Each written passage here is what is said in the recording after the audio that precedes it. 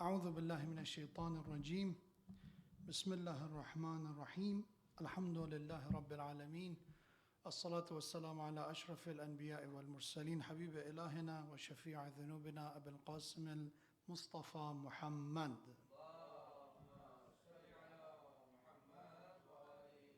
وعلى أهل بيته الطيبين الطاهرين المعصومين المكرمين سيما بقية الله في السماوات والأرضين.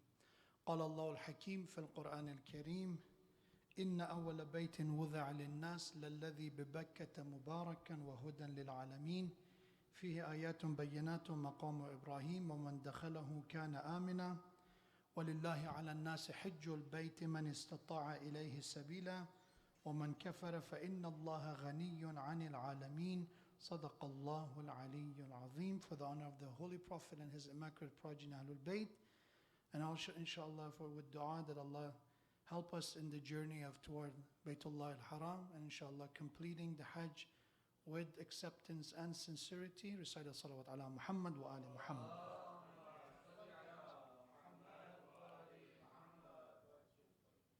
So first of all, congratulations to all of you who are going inshallah to this blessed and spiritual journey. Truly once in a lifetime experience, going back to the first place, as Quran says, the verse I recited, indeed the house of Allah was the first place as a house of worship created by Allah subhanahu wa ta'ala and assigned by Allah subhanahu wa ta'ala. And Ibrahim alayhi salam and his son revived this house of God. And we are inshallah going on the footsteps of many, many prophets, great prophets of God, and inshallah to the birthplace of the Messenger of Allah, our Holy Prophet, and inshallah performing Hajj and pilgrimage, which what we have to remember, inshallah, we're doing it qurbatan ilallah, to become closer to Allah, and that is the ultimate reason to fulfill one of our obligation, one of the wajibat, which is Hajj, and we call it Hajj at-Tamattu, which inshallah eventually we'll talk about. So our Hajj seminar will be an overview of the details regarding what we'll be expecting inshallah in Hajj, and focus of this presentation is on Mecca, because when we go to Medina, it's all about mustahabbat, it's all about recommendations, all about ziyarah. So inshallah, especially for so many of you, you will have inshallah presence of a scholar who can inshallah help you in that direction. And right now we have to inshallah focus on the wajib, on an obligation, and then when the time comes about the mustahab, we will inshallah talk about that. Basically, when we talk about Hajj, one of the first things you probably heard about is talbiyah, which is basically reciting this word, labbaik Allahumma labbaik, labbaik Allahumma labbaik, la sharika laka labbaik, innal hamda wa ni'mata laka wal mulk, which the translation of the labbaik Allahumma labbaik is this: here I am at your service, O Allah, here I am, you have no partner, la sharika lak, here I am. Labbaik, that's when you answer somebody's calling you. Labbaik, it means that you are responding to somebody's call. And in this case, Allah calling us to perform Hajj, to visit His house, with saying Labbaik, we are complying and we are accepting that invitation. This is an obligation that inshallah we will talk about, that has to be recited once we wear ihram. We will talk about that. This is again the continuation of that translation of the same thing, Labbaik Allahumma labbaik. Then it's come to innal hamda wa ni'mata laka wal mulk.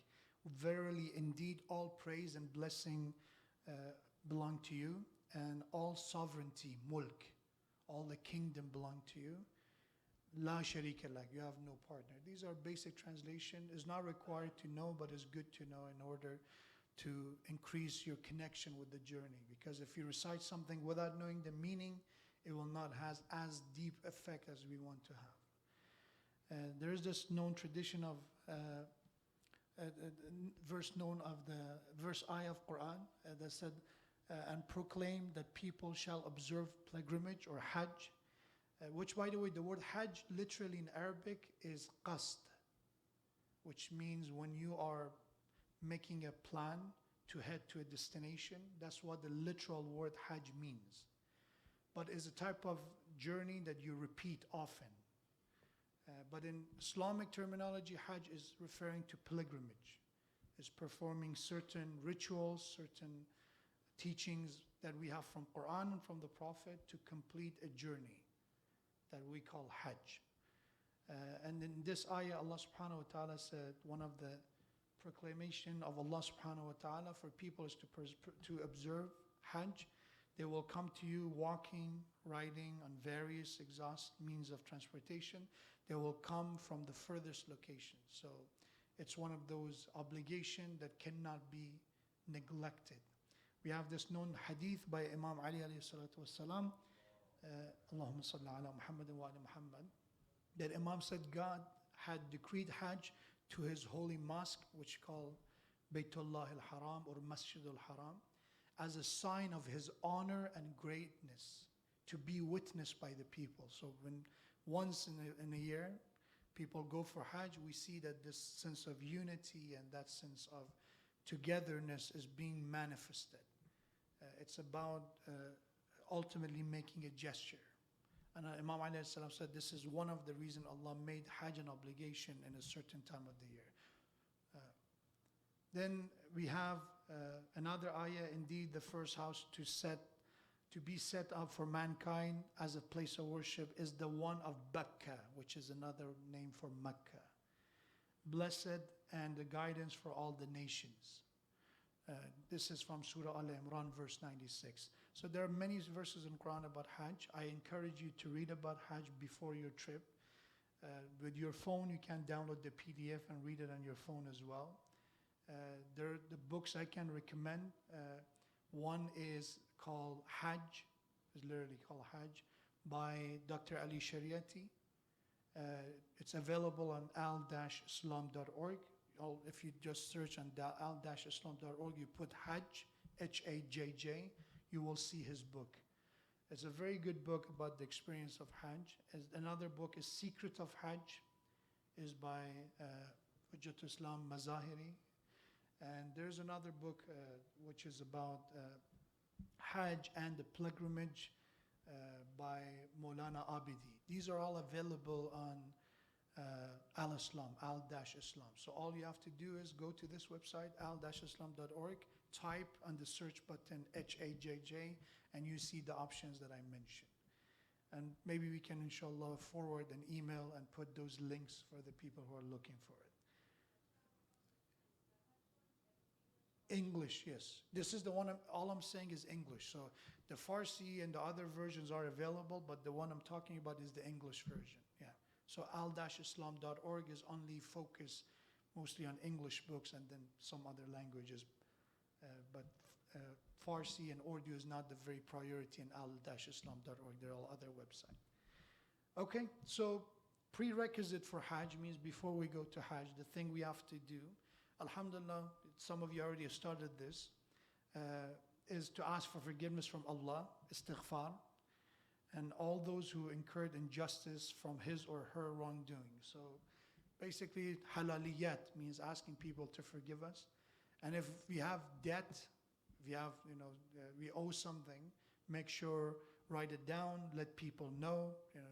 We don't know when the death comes, but especially this journey, that make sure it will be fulfilled, if God forbid, in the case of, no return. But inshallah, we pray that all the Hujjaj and all the pilgrims go safely and return safely.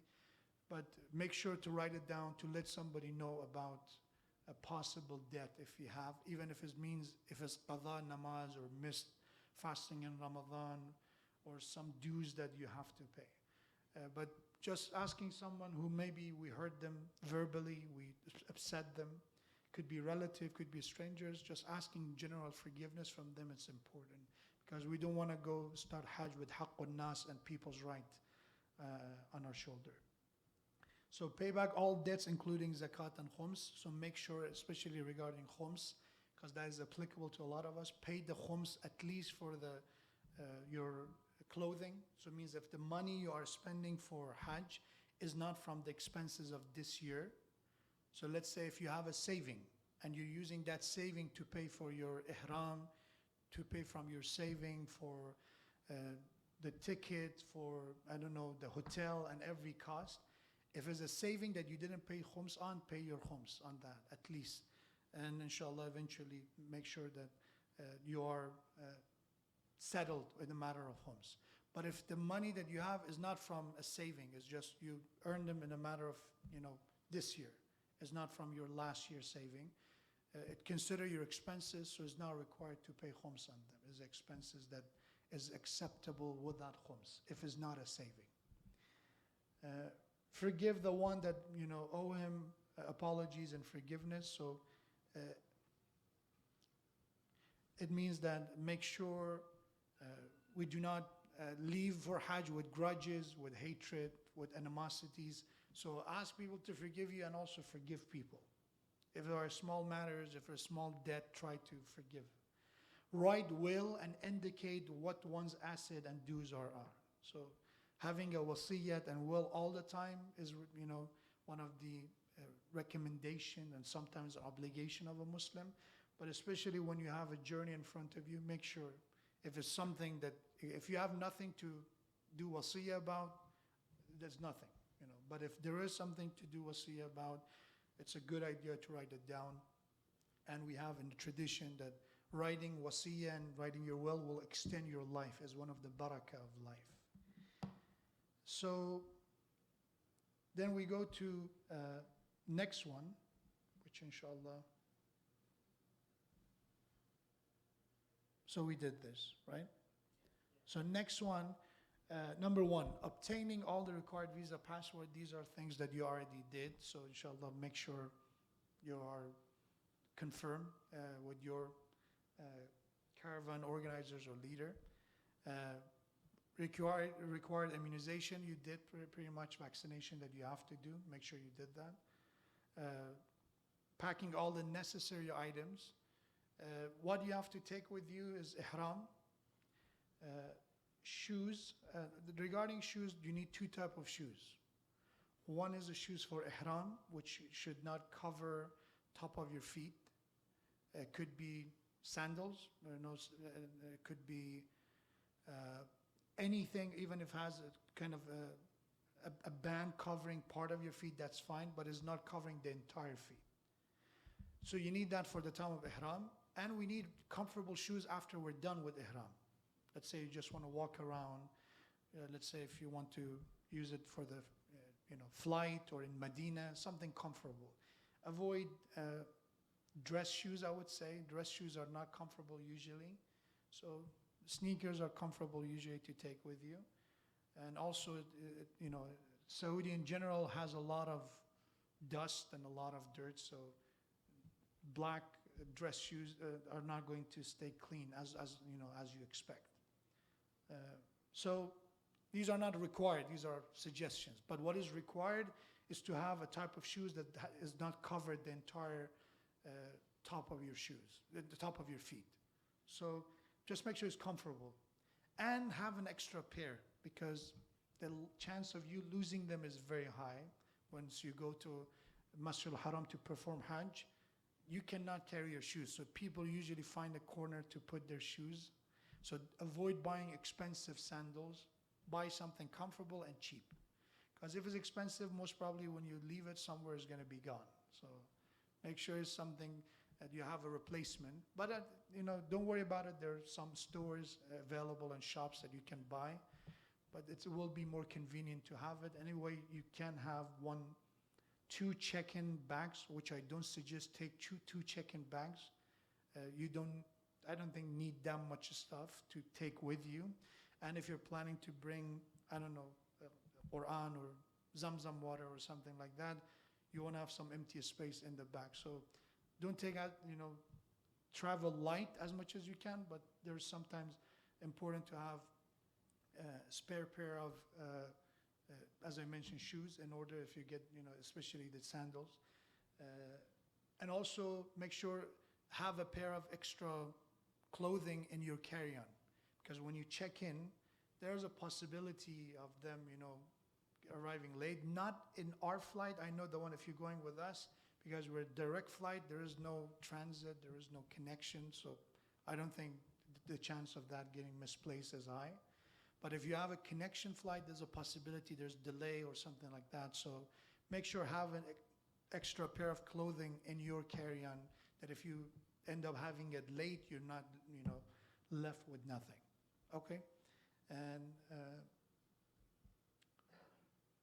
comfortable clothing, showering supplies. So make sure when it comes to showering supplies, towels, shampoo, hairbrush, and all that, look for scent-free. So none of them have to have good scent. So we're talking about toothpaste, we're talking about shampoo, we're talking about soap. All of them have to be scent-free. And I come to that why? Because when you wear ihram, it's forbidden to use any good scent. So your shampoo, soap, and all of them are available. All you have to do is just, I don't want to promote any store, there have it. All you have to do is just search it online. And I think some of you can even order them online if you have enough time to get it delivered. Fragrance-free shampoo, soap, and detergent. And also making sure take toothbrush. I'm not saying there are scent-free toothpaste. A lot of them, I think there's Sensodyne and all that are scent-free, and they're available to buy. Take floss with you. That's always good to have it. Recommended to keep valuable jewelry at home, and also when I go to that, is also forbidden to do beautification. So women, don't take any jewelry with you at all. If you have something that you usually wear, not as beauty, like wedding ring and all that, that's acceptable. Is not if you're not wearing. But even if said in that case, you should not let your husband see it, and it's a lot of limitation with the jewelry and with zinat in general. So just keep it simple. Don't take anything with you. That would be the safest thing. Last time I went, hotels are usually safe, but sometimes, some hotels are saying, okay, something happened, someone lost something. So make sure, don't take anything valuable beside the necessities like passport and stuff like that, okay? And taking cash, people talk about that. That is something, inshallah, the group leader can suggest better, but Saudi accepts credit cards. A lot of credit cards are accepted. So you need some cash, but you don't need a lot. You can take credit card and they accept. That is also a safer choice in order, if it get lost, you can easily block it. But probably you need some cash, I assume, but don't take a lot of cash either. I'm saying, don't take jewelry. If you're going with your wife, probably that means come back with a lot of jewelries. But I'm not, promoting it. It would be just keep it simple. Just go for the Hajj, and buying jewelries and all that could be postponed to another journey and another trip, inshallah. Notifying group leader, physician of any medical problem, that should be important. If you have a certain allergy or you have a certain, I don't know, this one. If you have, I don't know, God forbid, asthma or something like that, just make sure we know about it, that if in case of the situation, we'll be able to deal with it properly. Okay, any question? No? Okay. So now we go to actual rituals of Hajj, which the ahkam or the rites of Hajj. So this is the one we talk about. So when you go to Hajj, there is two sections. One, and I will come to that. There's all of them will be here, and I can email this also.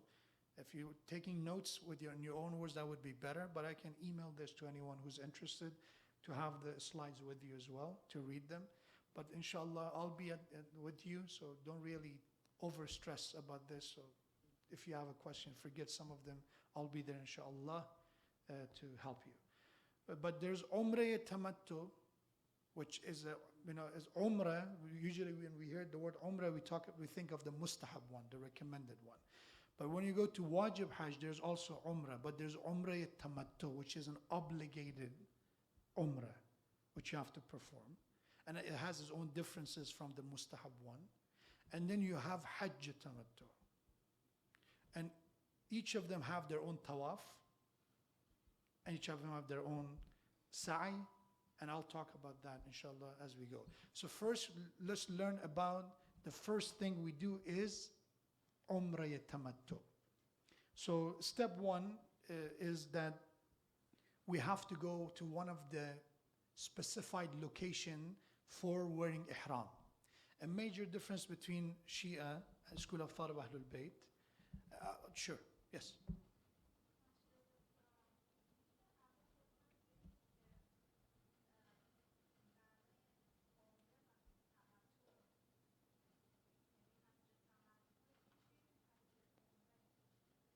Sure, I explain. So the word Hajj is Hajj, right? Umrah tamattu, the name of it is Umrah, but tamattu means it has to be performed in Dhul Hijjah in this time that we go to of Hajj.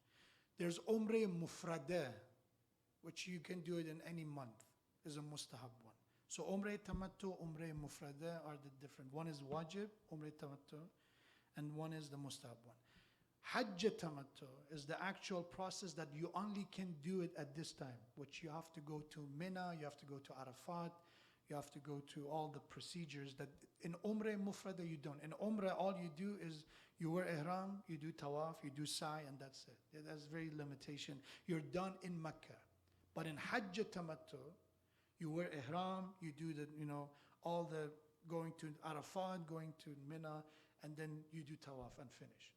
So the major difference between them is in Umrah Wajib is inside Mecca, and Hajj Tamattu, you have to go outside and come back.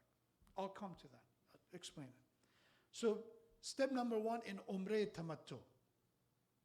The names will be said to you by your scholar. It's a very simple thing, so don't be worried about the words. Just know what should you expect. In Umrah Tamattu, I was saying the major difference between followers School of Ahlul Bayt and other school of thought is that as a School of Ahlul Bayt, as a Shia, we must only wear ihram at a certain place that is permissible to wear ihram, which we call it miqat, the certain location. There are a couple of them. The one is close to Medina, like the one I mentioned here is Masjid al-Shajara, is a mosque. So people go there and wear their ihram.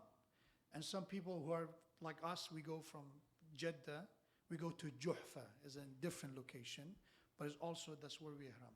We don't wear ihram at the airport, we don't wear ihram from here, we don't wear ihram in the airplane, because if we wear ihram and our head is covered, then we have to pay kafara, there's a lot of issues. So we don't wear ihram until when we get to the airport, and if you go to Medina, you don't even wear it for a couple of days, and then when you go to Mecca, you do it. But for the rest who go directly to Mecca, we go to Juhfa, is a station, is the place. We wear ihram there, and then the journey starts. So number one is to know miqat. Miqat is a location to wear your ihram, to become muhrim. And literally muhrim means that it's forbidden for you to do 25 act. It limits you to stay away from these things. There's some for men and women, there's some only for men, and there's some only for women. I'll come to that.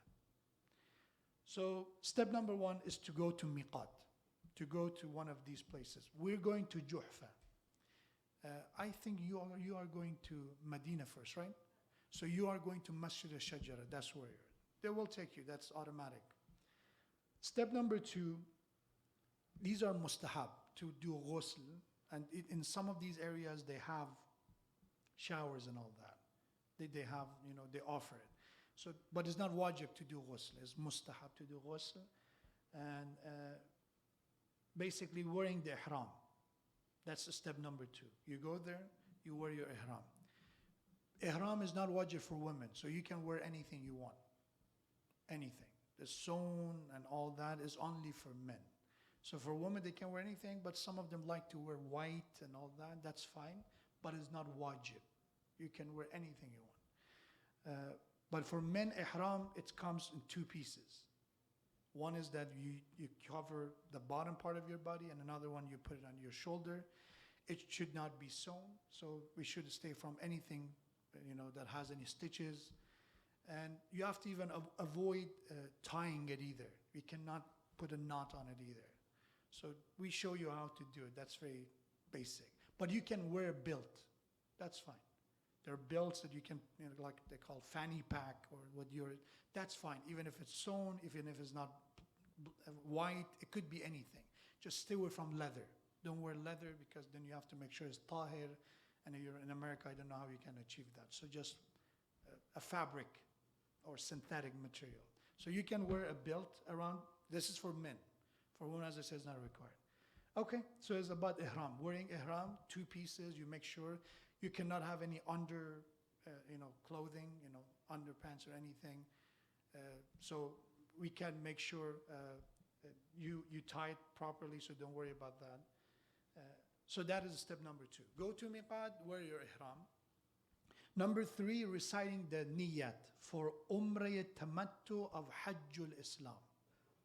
Right? Hajjatul Islam is the name of the whole journey. So you make the niyat of performing the Hajj. You will be said, inshallah, what to say by the scholar then. So don't worry about it. But the niyat is Umrah Tamattu, right? So there's 2 things. There's Hajj Tamattu, there's Umrah. We start with Umrah Tamattu. So you make the niyat of Umrah Tamattu of Hajjul Islam or Hajjatul Islam. And the niyat could be said verbally, could be in your heart, just knowing it, but people say it out loud, just making sure everybody's on the same page. So they say the niyat. But we do it again for the sake of Allah. We niyat wajib, means it's not mustahab. If people are doing it as a niyabat, which means you're doing it on behalf of someone else, then you mention that in your niyat. You cannot mix your wajib hajj with someone. So you can say, if it's your wajib hajj, means your obligation, you have to go as of your first time. You cannot say, I do niyat of this hajj for myself and my dad or for my mom. This is only for you. You can do other stuff for them. But in this niyat, because it's your hajj wajib, it's your responsibility, you're only doing a niyat for yourself. Or if you are a na'ib, do we have any na'ib here? I don't think so. Do we? Okay, so everybody doing their own hajj. So you make a niyat for yourself. Don't share it with anyone else. This is not one of those mustahab or recommended amal you can share with others. Step number 4 is talbiyah, which basically labbaik, Allahumma labbaik, labbaik, Allahumma labbaik, labbaik la sharika laka labbaik, which is basically you have to recite that. And that would be also said to you by the scholar and you repeat after him. Which again in next slide and next few slides you will see the talbiyah itself. Okay, so that's now you are muhrim. Now that you wore your ihram, you made the niyat, you said your labbaik, you said your talbiyah, now you are muhrim. Means now you're ready to do the rest of your umrah tamattu. And it also means that all the things that will be forbidden for you, you have to be careful. Because if you don't, there will be most of them penalties, kafara, and some of them is just require repentance. So I'll go to that. So what is an umrah? What are the steps of umrah? These are the one. Number 1, ihram. We said it, we did it. Number 2, we do tawaf, which is going around Kaaba, starting from Hajar al-Aswad, the black stone, 7 times. Starting from Hajar al-Aswad, ending with Hajar al-Aswad. There are pictures, there are graphics that it helps you to see it better. So that's the step number 2, tawaf. And then namaz tawaf or the salat tawaf. Means after it's done, you have to do 2 rakat prayers like morning namaz with the niyat of salat tawaf or namaz tawaf or prayers of tawaf. And there are locations you have to do it. You cannot go in you will not be able to do it in front of Maqam Ibrahim because people are moving anyway. But just in case there is, I show you, there is called the status of Ibrahim alayhi salam, which is you will see, I show you the picture. You have to be behind that. But as I said, you will not be able to go in front of it because people are doing Hajj already. You don't have a chance to do it. That's step number 3, to do the namaz tawaf. And then step number 4 is sa'i. Sa'i means trying, struggling, which is walking between the 2 mountains. One is called Safa, one is Marwa. That Allah said, "Inna Safa wal Marwata min sha'airillah." From the signs and the banners of Allah are these two mountains. And this is one of the mountains that Prophet started his prophethood by. They're not, last time I went there, you don't look for a mountain. There's pretty much some stones left, and because they've made a lot of construction, there's a covered hall. The Safa Marwa is basically is now indoor between Safa and Marwa. And they added different levels to that. I don't think, a lot of scholars don't give permission to go to a level higher than the mountain itself. So we, inshallah, will go to the main floor. You start from Safa, you go, and then you finish, at 7 times you finish at Marwa, because it's the odd number, right? Safa, Marwa, that's the way 7 times will count. So the 7th time, you have to make sure you go facing the mountain. So when you go toward Marwa, you have to face Marwa. So don't do one of those weird people who wants to walk backward, because it will break your sa'i. You have to face them. And by the way, for tawaf, you must have wudu. I come to that, there will be later. But for tawaf, you must have wudu. For the namaz tawaf, of course, you must have wudu. But for sa'i is not wajib. So the 7th time, if you don't have wudu, is fine. But it's mustahab to have wudu to do it. The 7th time of sa'i, that's step number 4. And one more thing, and that is taqsir, which means clipping of the hair and nail.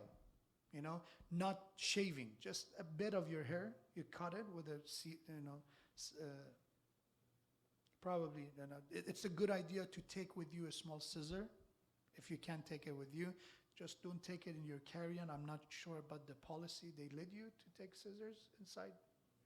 I don't think so. So just take it, put it in your check-in. A small scissor, a nail clipper, the last thing you need. There are people borrowing. I didn't take it first time, but there are people kind enough to give you one, but you would just want to have it. This is not the shaving part. So you just do a bit of your hair and you do a bit of your nail, and you're done with Umrah Tamattu. Keep it simple, right? So then of course each of them have their own niyat, right? When you do niyat of tawaf, then the niyat of namaz, the niyat of sa'i, means you're just not walking around doing anything. You know what you're doing. Yes? One. But you can do both if you want to, but one is enough, sufficient. Yeah? Especially for sisters, I think, because there's a lot of people over there, you can just go with the nails, it's easier. Yeah? These are the 5 steps of Umrah Tamattu. And with that, we are kind of done. We're done with it. And then some of the forbidden acts are becoming halal to you. So for example, I go to that. Let's just go step by step. So, yes. Yes.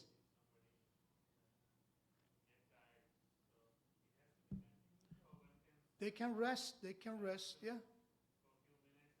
Yeah, as long as what we call muwalat, means the continuity doesn't get disrupted with a big amount of time that it doesn't consider continuous, then it's fine. So a few minutes to rest, that's fine. But let's say if somebody do 2 times and then they go hotel and take a nap or have some meal and come back, then they have to restart. Yeah. But you can, definitely you can pause. Let's say if somebody wants to do wuzu, they want to do it with wuzu, right? And the second one, they get tired. It's better to continue than going to get wuzu, right? But you can rest, definitely. For people who are old or ill, they can ask somebody, the wheelchair and all that, to be done, if they can do it. But if you're healthy, but you just don't want to walk yourself, you cannot hire a wheelchair guy to do it for you. Okay, it's not that difficult. You probably have to start walking a few miles, probably 1 or 2 miles a day right now to be ready. But just don't overwhelm yourself. It's not like 20 miles of walking. Right? It's not that difficult. Yes. Yes.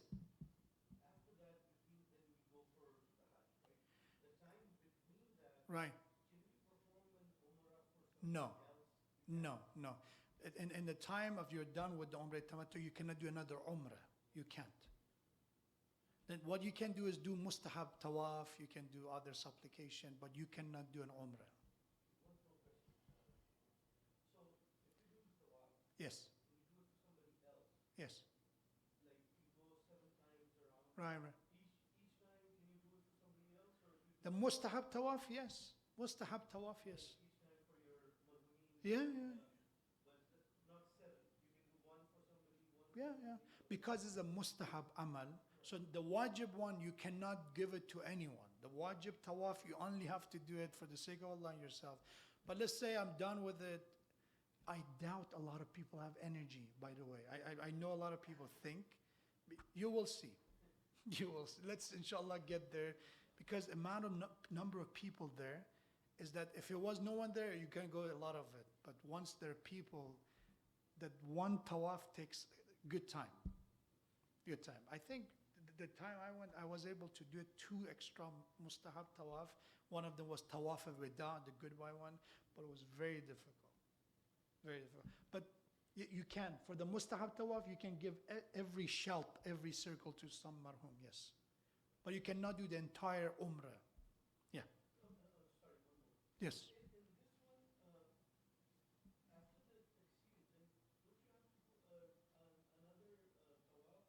No, no, no. This is not, no, no. This is the difference. No. This one have no tawaf and nisa. The mustahab umrah mufradah, then you have to do tawaf and nisa. No. But this one, no, you're done. For the next, the hajj tamattu, then you do tawaf and nisa. But here, this is the stage for umrah tamattu. Ihram, tawaf, namaz tawaf, sa'i, taqsir, done. Okay? Yes. Farzad, you had your hand up. You forgot.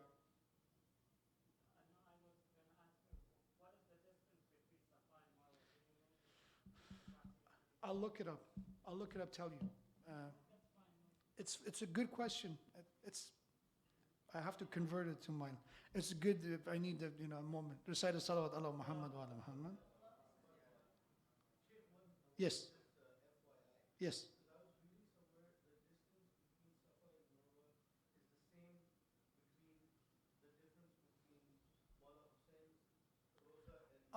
Bainul Haramain, you mean? I don't know. I honestly don't know. Could be. It's 395 meters. So something less than a half a kilometer. Yes, yes, kind of. A bit more than one. Yeah. Yeah. So it's not that long. But as I said, the concern, which I think, I don't want to scare you, but as you have to be ready for it, is the number of people. When you're walking with a slow crowd, it's very tiring. Because you cannot walk and just standing on your feet, taking kind of baby steps, it's very, very tiring. So that's fine. You can do it, inshallah. Okay? So these are some of the, just recap. So the first one, these are the number 5, the 5 stages of Umrah Tamattu. These are the details. So Ihram for men is a special 2-piece, plain and seamless attire, one which has to be wrapped around the waist, as I mentioned, held up by a belt, and the other piece is wrapped around the shoulder. Another difference between School Ahlul Bayt and the other madhahib is that for School Ahlul Bayt, what it is that, and even I think some even Sunni school of thought, covering shoulder is mustahab to cover your shoulder. So you've seen people doing it one-sided. We're not doing that. That's not the istihbab we follow. So it should be covering both shoulders, as you can see in the picture, right? So men are not allowed to cover their head from sun or rain. So no cap, let's say no umbrella, if it's during the day, no car, no bus, unless it has no roof. If you go to a sheep comes an obligation. So a lot of people, alhamdulillah, the timing we're arriving will be fine because we arrive in the afternoon. By the time we wear ihram is night. By the time we get is all night. So we'll be fine, inshallah. Any question? You can. In the transit, you can't. You get it? So basically, if you go to it should not be covering the head from the sun or rain and not wearing of closed shoe. We're talking about when in the process of transiting, going from one to another, you cannot use any covered car or anything like that. But once you want to go to the bathrooms or if you want to go to a hotel or go to get food, that's fine. That's not forbidden. That's fine. Yeah. No, at night you're fine because there's no sun at night. Yeah, you can get in the car. Yeah, yes. Because at night there is no sun, you can't get into the car, you can't do anything. Yeah, so that is not required during the night. During the day, then you have to be careful. Don't get into the car. Don't, as I said, don't use your hat or umbrella or anything. But let's say if a building has a shade, you can go as you're walking, you can pass by it and all that. That's fine. Okay. Wearing the closed shoe, as I mentioned, when you wear ihram, have those, not sandals, what is the word? Flip-flops? Yeah, flip-flops. But don't use the one, what do they call the one between your toes? The toe flip-flop? That is the worst. It will hurt your toe. If you walk a lot with them, imagine just walking with them, it will hurt your toe. That's fine. That's fine, yeah. Now, we're not talking about sewing for the sandals, only for clothing. Yes, it should not be sewn. And as I said, belt is exception, shoes are exception. That's perfectly fine. Yeah. Don't wear socks for men. These are not for women. For your alhamdulillah, in this case, Allah has mercy with you. For men, we have to just experience the sun to be more careful, inshallah. Although women are not obligated to the rule, it is recommended and may choose to wear a two-piece white garment. The woman, they call ihram for women, but it's not wajib for them, it's an option.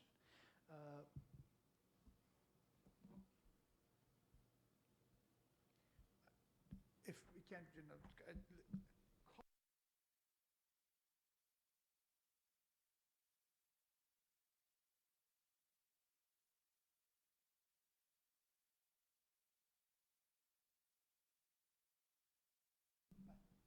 yes. No, this is only for men. For women, no. You have to even make sure it's covered. So. Okay. So the three obligations for ihram, then you make a niyat when you wear the ihram. You say this, labbaik, Allahumma labbaik, labbaik la sharika laka labbaik, inna alhamda wa ni'mata laka wal mulk la sharika lak. Hopefully you get a printout of these. You will get some kind of, you got an email with the details, you can print it out yourself. But if you don't, your phone is there, your sheikh is there, inshallah, don't be worried about this. But this is the talbiyah. There's a long continuation that is mustahab. There's a lot of other sentencing, but this is the wajib part. Okay? Wearing the ihram garment. So we do these things and then we're muhram. This is the labbaik, Allahumma labbaik. Here I am, Lord, at your service. All the praise is yours. So it's the bounty and you belong to the dominion, the kingdom. There is no partner to you. Here I am, Lord, at your service. Okay? So once you wear the ihram, as I said, ihram, haram, right? You know the word haram comes from it. Haram means forbidden. You shouldn't do it. So when you wear ihram, you become a muhrim, means these things become haram to you. So what are they? Number one, hunting. Except fishing, but I don't think you're planning to do any of that anyway. So any form of hunting is forbidden. Sexual activity, all of them is forbidden. Halal, even the spouse and all that. Lustfully, I mean with shahwa, that's the word. They call it with passion and all that. So kissing a woman, even your wife, doesn't make a difference. Touching a woman lustfully, these are all haram. Looking and foreplay with women lustfully, masturbation, marriage contract means nikah. Use of perfume is forbidden. So don't take perfume with you. Don't take it. And even we have that if you wear a perfume that stays with you when the time of ihram, you have to wait for it to go away first. So it's going to commit, especially for us, it will be difficult. If you go to Medina, you'll be fine. But for us, because we go directly from there to wear ihram, you don't want to have a lot of perfume on in order to deal with that issue, right? Because if you have perfume on and you go to the ihram and you smell yourself, you smell good, you have to take a shower or do something. And also we're going with Saudi Airlines, so everybody going for Hajj, so don't worry about people's judgment or what they think if I'm not wearing perfume. Wearing sun clothes for men, so dukhte or sun for men, it's not for women. Applying antimony, surma, kuhl, the eye thingy. That's also including eyeliner and all that, so don't take any makeup with you. Women especially, I come to that.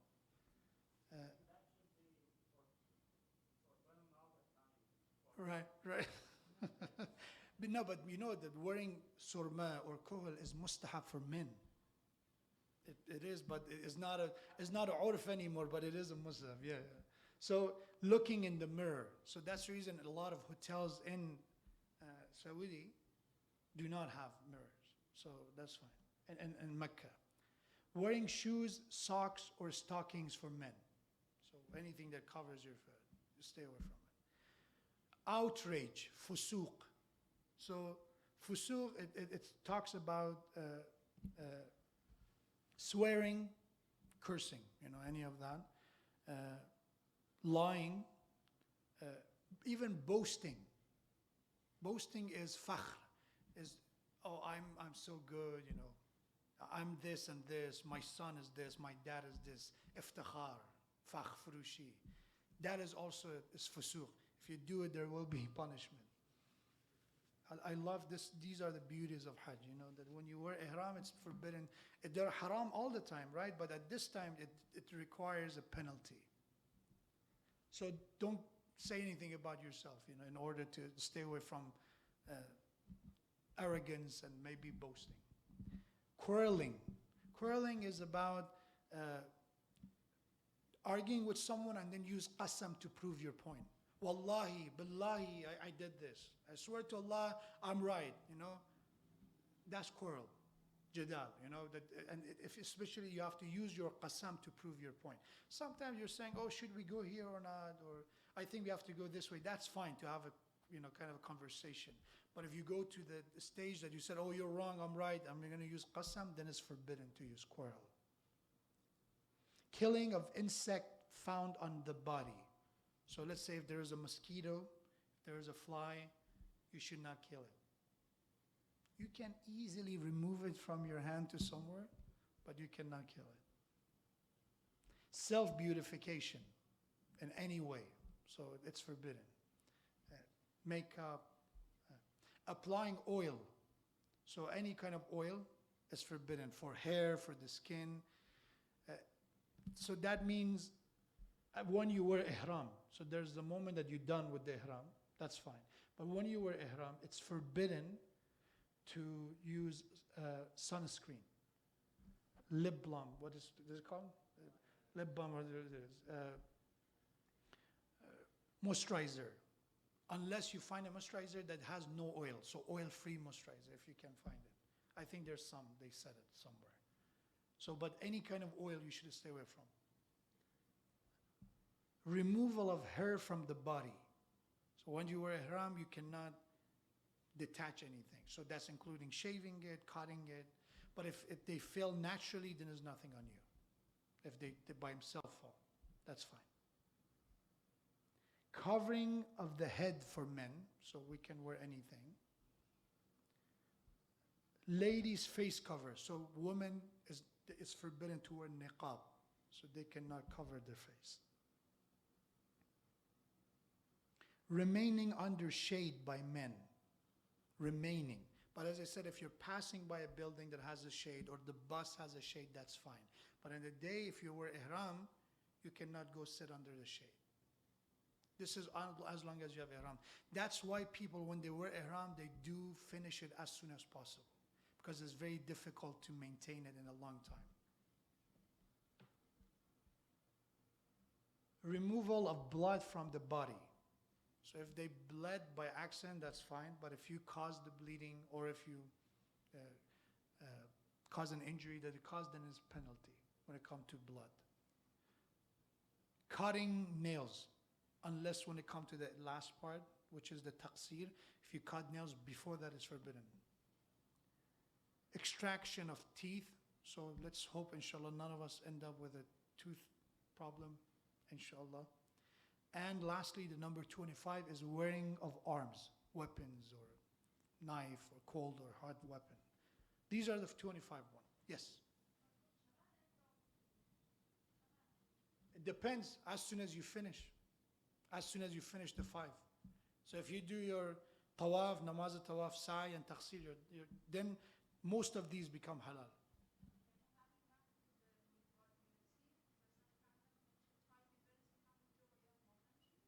You can wait, but if you wear the ihram, yes. بله. نباید، ولی هر وقت که محرم بشین دیگه محرم باید بشین که بیان مکه دیگه. Yeah. So again, how long it takes to be in ihram, I don't know. Depends. Let me give you an example. We arrived there by 4:20 in the afternoon. By the time we're done with the entering the country, getting our luggage, is going to be 6 p.m. By the time we go to the bus and get there, it's going to be 8 p.m. Maghrib time. We do our salat, we wear our ihram, is 9 p.m. By the time we go to Mecca, it's going to be 11, 12 p.m. at night. Go to the hotel, put your stuff, and then you can do your stuff, finish it before the morning prayers, and then you take off your ihram. Or you can go sleep because you're tired, you came just 18 hours flight, take your sleep at your hotel, and stay away from all these forbidden things, and the next day do your morning prayers at Masjid al-Haram, and then start doing it after the morning namaz.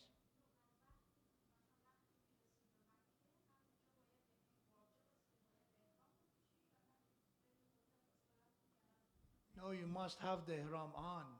But shuma ke nistin mayim. Yes, for us, yes, it is forbidden to take. You can change. Somebody asked that question online, so if you're there listening, it was on the questions. So, by the way, those who are online and if they have any question, there is the Slido app, and I'm looking at it to answer your question. Somebody asked this question: can I change my ihram? Yes, you can. So it's not that you have to stay with the same ihram. It's good if there's no reason to change it, stay with the same ihram and do your tawaf. But let's say if it get dirty or if you want to wash it, that's fine. You can change it once you do it. Yes, but you can take it off, but you can wear anything sewn.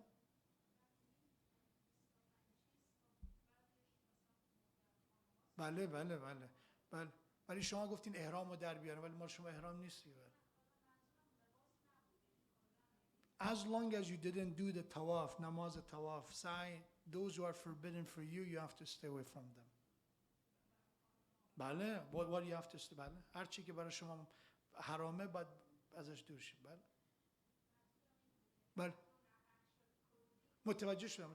نه، منظوری که تا زمانی که عمره شما تمام نشده، اون چیزایی که بر شما حرامه. Okay, so yes. Our namaz is from the time we go to Saudi and come back, everything is complete, right? You can, in Mecca and Medina, it's they said it's permissible up to you to do qasr or complete. You can, yeah. But when it comes to Arafat and Mina and all that, it depends. I come to that when we talk about it.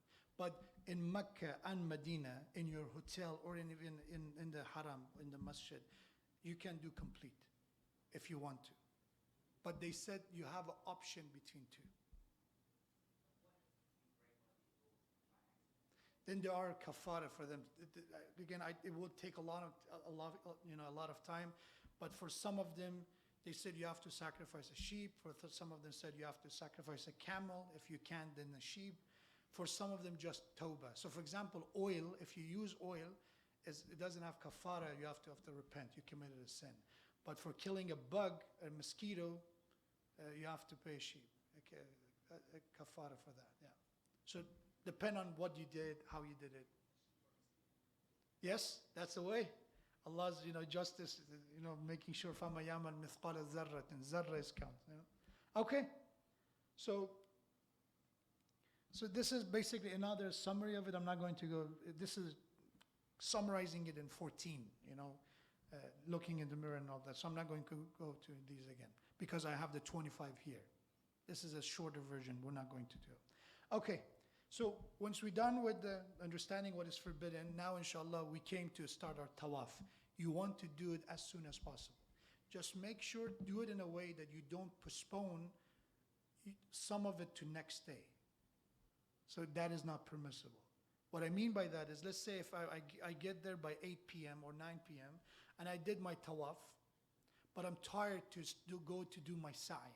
Because it's not wajib to do them right after each other. It's not wajib. But it's not permissible to postpone it to next day. So let's say if I'm doing it at 9 p.m., I finish my tawaf by 11, you have to go finish your sa'i too. You can't say, oh, I'm going to go sleep, come next morning. But let's say if I start in the morning, at let's say 6 a.m., but by 9 I finish my tawaf and namaz, but I'm tired. I go get a nap and come back at 3, 4 p.m. to do my sa'i. You can, if it's in the same day. But if you start late and you're continuing it and it goes to next day, that's fine, if you're continuing it. But if you want to have a pause in the middle, make sure that your pause does not go to the next day. Then it's not permissible. So tawaf, this is, let me just see. So this is Maqam Ibrahim. There will be a picture I show you. This is Hijr Ismail. It's literally a small, kind of a very short wall. And this is the Kaaba. And what we're doing at the tawaf is we make the niyat, or we're doing a tawaf for Umrah Tamattu. We make the niyat for that. And then pilgrims perform 7 tawaf around the Kaaba counterclockwise. Don't look for that. Everybody's moving in that direction. So if you're going to go, even if you want to go opposite, they won't let you. You will be crushed. So go with the same flow as people. Start and end at Hajarul Aswad, black stone. We have that is a heavenly rock. It's here. You will see it. It's a big stone. There are lines. You will see all of that. Let's say if you come somewhere that you're not there yet. So let's say I come to a different corner of the Kaaba. Walk with people. Don't start your niyat until you arrive there. Then you say, okay, now this is my first circle. So there's no reason to say, oh, I have to go all the way, find this exact corner to come inside. You can go from any corner. Just make sure, wait until you come to the beginning of being right. Basically, the Hajar al-Aswad will be in your left, and you'll see it. There are lines on the ground, which I don't think you will be able to see. There's so many people, but you get it. This is where I should start. You can use a ring. You can use a ring to count your shout or the circles. So when you finish the 1, this is 1, this is 2, this is 3. If you're going with a group, and that's, I think, inshallah, we try to do, and maybe just for elders, that would be exception, but for all of us, we do it together. That help us to protect each other, and also it also help us to keep track of the numbers. Do you go with a group? That's easier. Okay, start and end there. Keep Kaaba on the left side. As I mentioned, you will do it. Stay between Maqam Ibrahim and Hijr Ismail, if possible. So it means here. This is not that small, as you can see. It's a lot of space, but in the diagram is like this. So you walk like between these two. Okay? Yes? They can. But as I said, they must have wudu, right? So if, let's say, if they want to use the restroom, if their wudu become batil and they go to make their wudu, that's fine. They go and they come and continue. Whatever is the number, you can continue in the middle of it. That's fine. Yeah, yes. As long as you just, for example, make sure this is where I have to continue. Yeah, just get a corner and do it. Yes.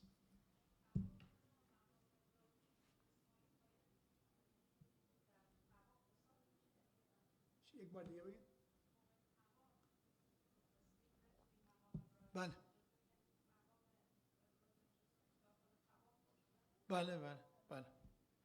So, is it recommended to recite Quran? They're not wajib. You can recite anything that you know. Taking paper probably is going to be ripped, so don't take a lot of things with you. Try to memorize or recite things that you know. Because if you are trying to focus to hold the paper, most probably you get hurt. People are pushing and all that. The last thing you need is you're not focusing enough in your front. You don't want to get hurt. Yes, yes, of course, yes. There's a booklet, they sent it, you can see it. They're booked there. For every shout, for every sickle, there's a dua. But, you know, you have to look at the printout or something like that. Yeah, but we have the booklet. Yeah, we sent it, and I think we can send it again if you need it. Okay, so this is basically, this is the indoor now for Safa and Marwa. As I said, there's not a mountain like the one you imagine. It's pretty much kind of a hill. And then this is the, you know, there are different entrances depending where the hotel is. Some people come from different entrances. But once you're here, as I said, you just make sure wherever you are, you just go continue until you get to Hajar al-Aswad to start your shout and circles. And then for the Safa and Marwa is literally, you can walk from there to Safa and Marwa. You'll see it. This is probably a better, explanation with words. So this is the Kaaba in the center, right? So if these are said, Hajar al-Aswad is here, Maqam Ibrahim is here, Hijr Ismail is that kind of half a circle, short wall, you'll see it. And then Zamzam.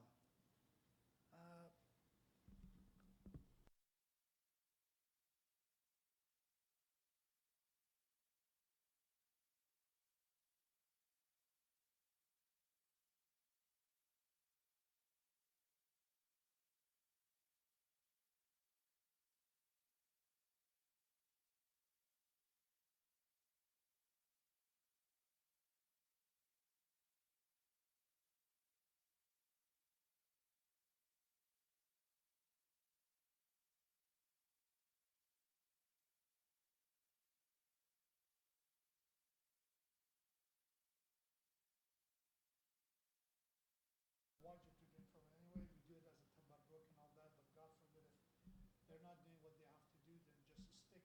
That's is people said if you look at the police, the shurta, the servants of the Masjid Haram, they don't even drink from it. They have their own bottled water. I don't know why they do that. That their own servant, they don't drink from it, and then Hujjaj drink.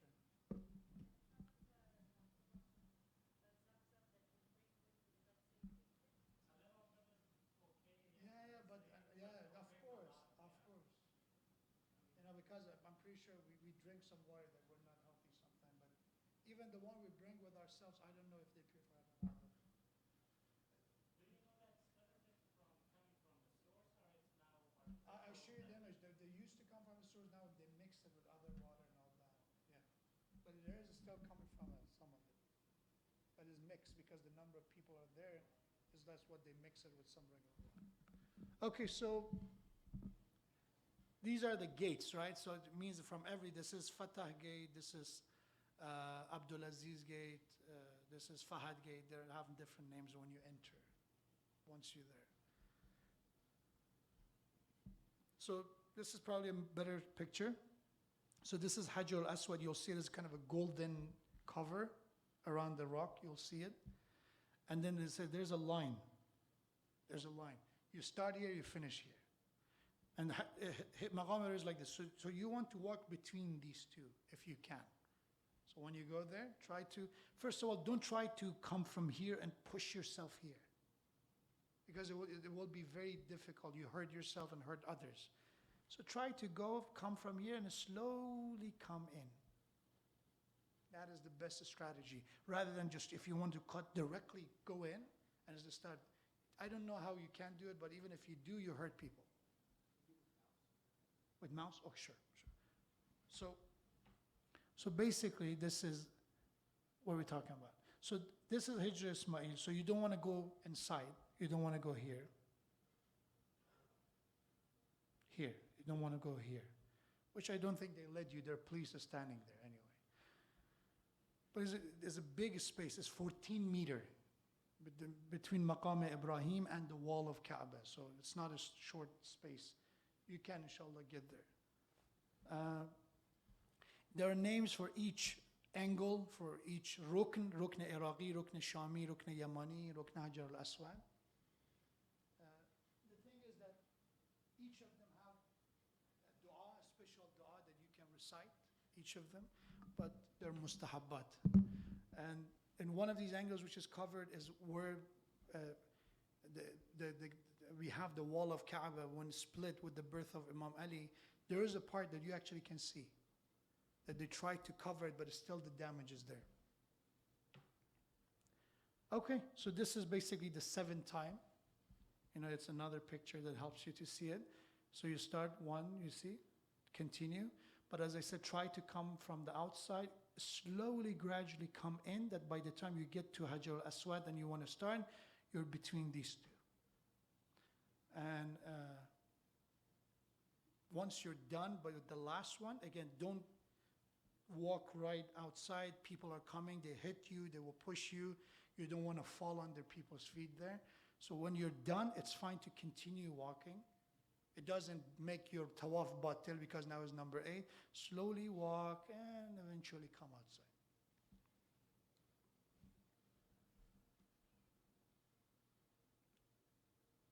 So this is basically a picture, and you can see that is Maqam Ibrahim. It looks like this. So you see, when you want to pray behind it, so you have to pray behind Maqam Ibrahim. When you're done, you can't, see? So yeah, you have to do further back, and that's fine. Because you can do it, you go further back.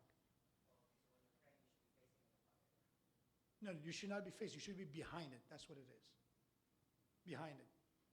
But even behind it, but face. Oh, yeah. Do you mean that angle of Kaaba? Yes. Because make sure that you're behind it, yes.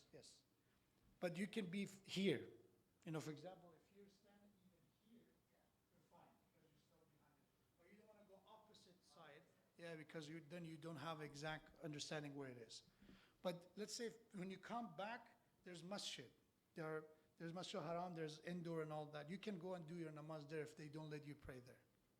It's better to do it there, but as I said, it's not an option really. So this is an example. If this would be ideal, I think this picture is from 70s or 80s. So that's the 3rd part of the Hajj, the Umrah Tamattu, right? The Umrah Tamattu, we did our tawaf, and now we do namaz tawaf behind Maqam Ibrahim. Pilgrims recall niyyah and perform tawaf at Maqam Ibrahim, station of Ibrahim. Depending on the crowd, tawaf prayer can be done behind Maqam Ibrahim or as close as possible. So anywhere as long as you can. If they don't let you, just find somewhere else. That's fine. This is also a kind of example. You know, you can pray anywhere here. This is the Maqam Ibrahim. You can do any of this here.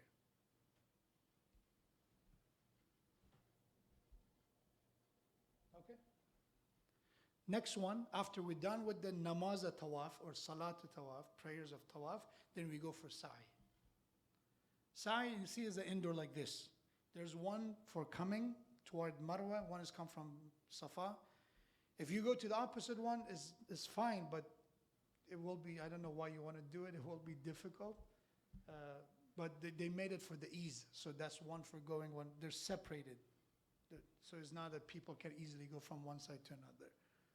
So make a niyat for sa'i, 7 walk between the mountain of Safa and Marwa, starting at Safa, ending at Marwa. Men is recommended, again it means mustahab is not wajib. Mustahab to briskly kind of run or pace between the 2 marked line at the middle of the sa'i. So when you're going, there are 2 lines, which basically kind of a 2 manara. Is where Hazrat Hajar kind of ran for water. Is mustahab to do harwala, is kind of walk a bit faster, but it's not wajib. But you see people Women, no, for men only, as I said. It's mustahab to run a bit. And who are they mimicking? Women is not mustahab for them to do it. Men are mustahab to doing it. To follow a footstep of who to do that? A woman. These are the significance of Hajj. It is not necessary for pilgrims to be in the state of tahara in the area of sa'i, so there's no reason to have wuzu. That's what it means. So it's not required. Recommended to recite Quran or dua.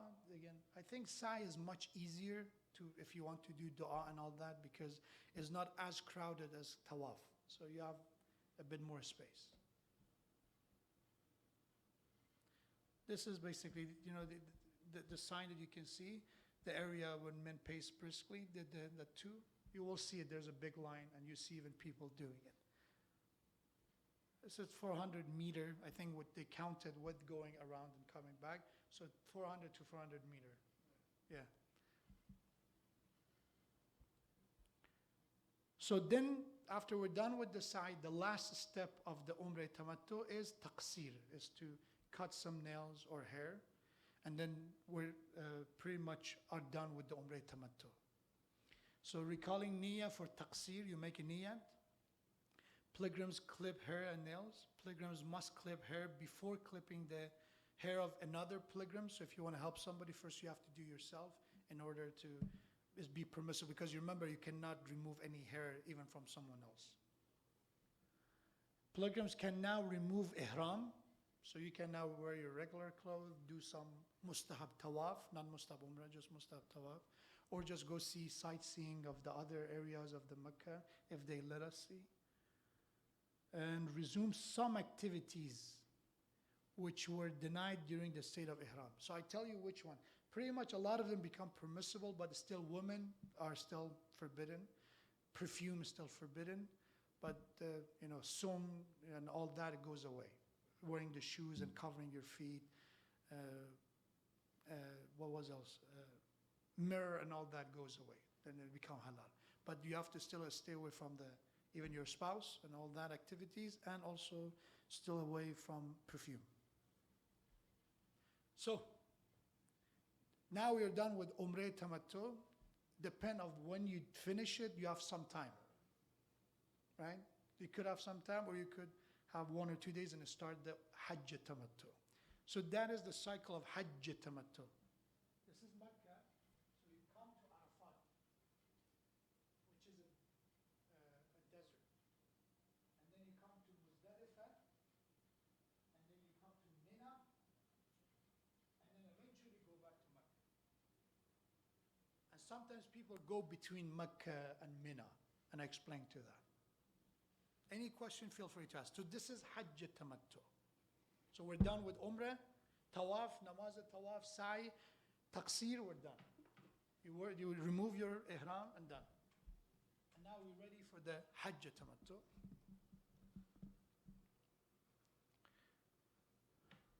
So, but by the way, when we go to Arafat, 9th, which is called Day of Arafah. So this preparation happens on the 8th. A lot of caravans go earlier, which is permissible to go earlier, in order to avoid traffic, because it gets very hectic to get to Arafat. Imagine millions of people wants to go to the same place. But the time that is wajib to spend, is on the 9th. So Hajj Tamattu. This is the one that is longer. Umrah Tamattu is short. Hajj Tamattu is the longer one. So now to do the Hajj Tamattu, we have to wear Ihram again. We wear Ihram again. But this time you do it, there's no need to go to outside or miqat. You do it from Mecca. So you do it from the Haram, or you do it from the area you live, that's it. Or in a hotel or something. So Ihram from Mecca, you wear the Ihram. And I come to that basically for Ihram, you do the same thing. You wear it, you say the talbiyah, you make the niyyah and all that. Same thing. For women, it's not required to do it. For men, the 2 pieces come back. So the total steps of this Hajj is 13. For Hajj Tamattu is 13. So how many was for Umrah Tamattu? 5. For this one is 13. So number 1 is wear ihram, that's we know. We become muhrim. Number 2 is wuquf, which means staying at Arafat on the 9th of the Hijjah from dhuhr, noon to sunset. That is the time. So, but you can go in the morning, you can go the night before, but the time you must be there is from noon to sunset. You cannot leave earlier. There are some tents in Arafat, and it's recommended to recite Ziyarat of Arafah of Imam Hussein over there. It's recommended to do mustahab prayers. It's recommended to recite Quran. It's highly recommended to do Tawbah, because we have that Arafat was the land that the repentance of Adam was accepted. And the hadith said, that's where Adam did Tawbah until accepted. So we stay in Arafat on the 9th of the Hijjah.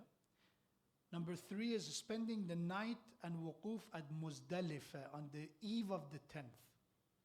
So it means when we're done with Arafat, by the sunset, people leave to come to Muzdalifah. And remember, Muzdalifah is between Mina and Arafat, is the one at the bottom. Which is a desert was nothing. The last time I was there, I don't remember any tent or anything. It's literally nothing. And what you can do is bring some sleeping bag or something with you if you can stay awake, that's good. But if you're somehow not capable of doing it, especially for elders, then make sure they have a sleeping bag or something to be able to rest. So that's number 3, to stay at Muzdalifah. And we have to, in Muzdalifah is where you pick up the stone or pebbles. You don't do it from Arafat.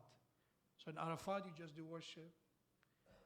And then you come to Muzdalifah by the night. And then you pick up 70 pebbles. The pebbles has to be average size, not too big, something that you can swing with your fingers. But you don't want to be a rock to hit somebody in the head. It's a small thing, and also it's 70 of them, so it should be easy to carry. And it should not be very small like a grain. You want it to be a pebble. So pebble usually has an average size, right? That you can hold it with your 2 fingers without a problem. But there's no specific size. Yes. Haftata. 70. Yes. 70 pebbles, because you have to hit shaitan a lot. And some of them also for safety, just in case if you miss. So we will hit less than 70, but we have to pick up 70. Number 4 is that, so by the time we spend the night, we're done, means the moment morning prayers came, we leave Muzdalifah.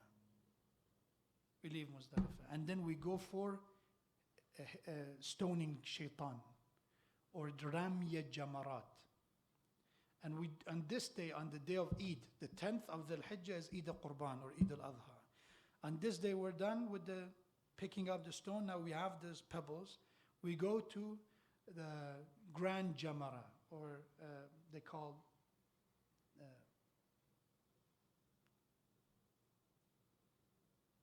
Jamara Aqaba.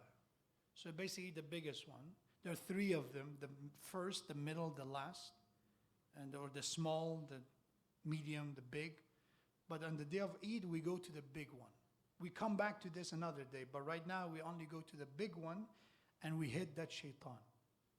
Right now it make it very easy because they made the walls very big.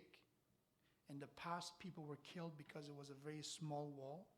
Right now it's very big and they add multiple levels, so it's not as problematic, but we go to hit shaitan. But let me just go to every slide, I have it here. So that's number 4, we hit the shaitan. So let's go to Arafat. So when we go to Arafat, we stay at Arafat. Pilgrims must be in Arafat before the midday or dhuhr on the 9th of the Hijjah. Pilgrims stay in Arafat with midday until sunset. At sunset, pilgrims leave Arafat to proceed to Muzdalifah. We said these, right? I already said it. So the picture, you can see it, is from Mecca, we go all the way to Arafat. So that is the question, that if the prayers is it complete in Arafat or Qasr, because Arafat is not part of Mecca. Then they say if you are staying in Mecca and you make a niyat of staying in Mecca for 10 days, then we go to Arafat. Again, and if it's more than 44 kilometers, the trip you go because of different routes, then you do a Qasr.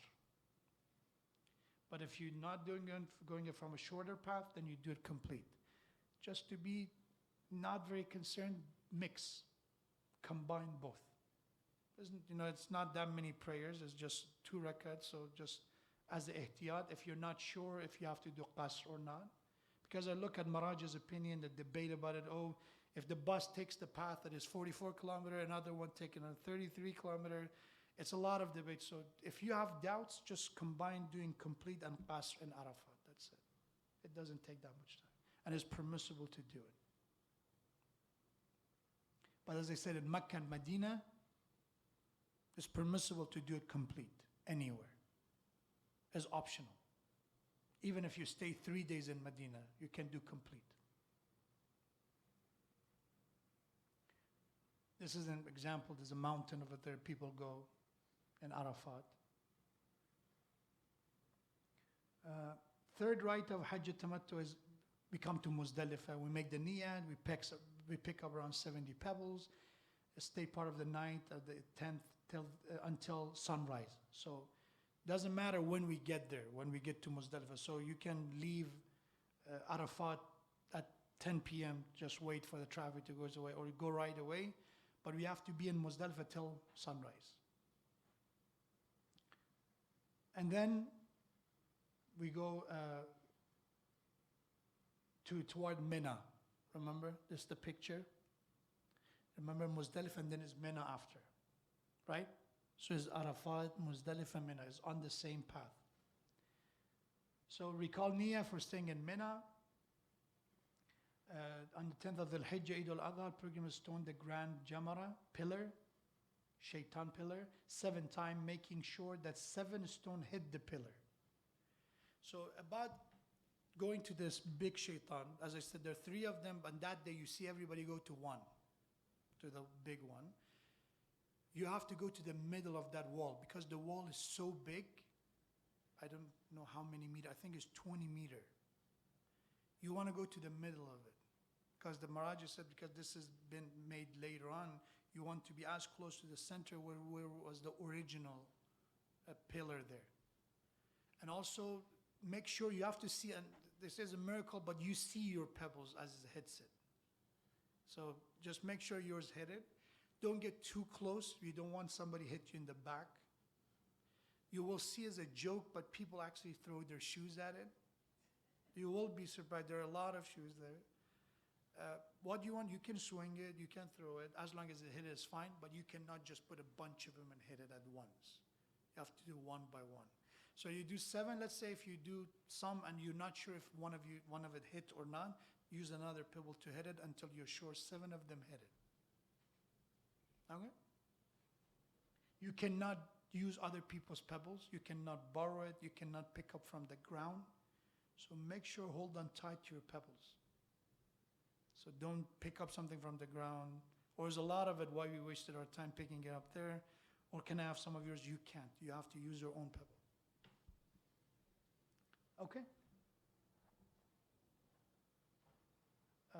And then we do qurbani, sacrificed animals, or the, yes? Yes. Yes, yes. No. We come to the other 2. We come to them. But that day we do that, and then we go for qurbani, and we go for the shave, and then I tell you. Yeah, but you just do one, yeah. But we're not done with Mina and the shaitans yet. This is first stage. So when we're done with the hitting, the jamarat, then we come for qurbani. Usually a lot of us, we don't do it ourselves. We wait for the caravan leader to do it. But we have to wait for the qurbani to be finalized. So it means they kill the animal. And they have an area that they do the qurbani. And once you heard that the qurbani is done, the news is heard, then we go to halq, which is the shaving. So, and that is only for men, and only for the men that is their first time going. So I will be safe. Maybe I shave, I don't know at that moment. But that's the reason it says recommended to take a kind of a battery-based or charge-based machine with you, because you don't want to shave it strict. If you have some hair, it will be very hurtful. So you use it first to get rid of the hair with the machine, and then use actually a shaver to shave it. I know there are people charging money and doing it. I did not take it. Somebody charged some money and they did it. Yes. They do. They do. They do. They charge money and they do it. Yeah.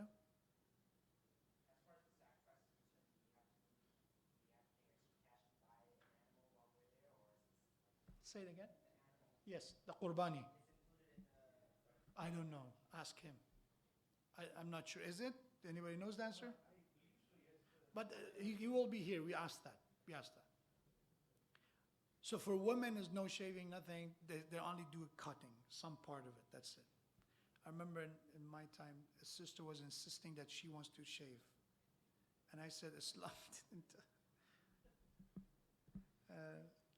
But it's for first time, male pilgrims must shave head, recalling niyyah, making the niyyah. Otherwise, taqsir is required for returning pilgrims and women. So you cut some of the hair. Yes.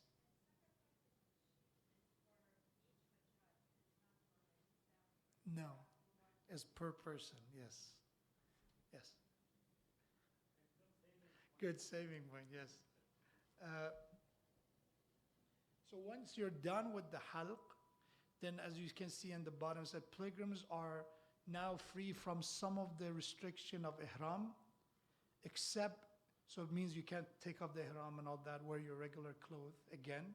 So this stage, when you shave now, you can wear the ihram, you took off the ihram, but still women are haram, still.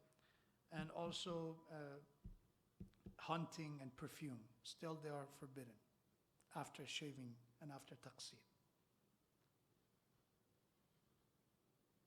And then the next, we said there are 13, right, in this. So that was the 4, 5, 6. Number 7 is to do tawaf for Hajj tamattu. So now we don't wear ihram, right? We can do it with any clothing for Hajj tamattu. And for this, the news that I heard is that the camp we will be at, this is for us. I wish he was here, would have said it better. That we will be in a camp, I think we're not in North American camp anymore in Mina. We're in a different, and that one is close to Mecca because Mina is big. And because it's big, on the day of Eid al-Qurban, everybody wants to go to Mecca to finish their Hajj. They want to go for that. So the traffic is crazy. No bus moves, nothing. And every year is like that. And I've asked, I said it's the same thing. But because it's closer, for us at least, for our group, it's closer to Mecca, it's a 30 minutes walk. Maybe you can go in the day of Eid. But it's not wajib to do it on the same day. It means after I shave my head, I'm done with the first 6 step. I can just stay in Mina and relax and do the tawaf the next day or the next day or even after I'm done with Mina. But some people, they want to go and finish it. The sooner the better. So it's not wajib to do it on the 10th. We can do it anytime. But what it is that you must go tawaf for Hajj tamattu. It's the same thing as the one, but the different niyyat. And then when we say there's a tawaf, there's what? After?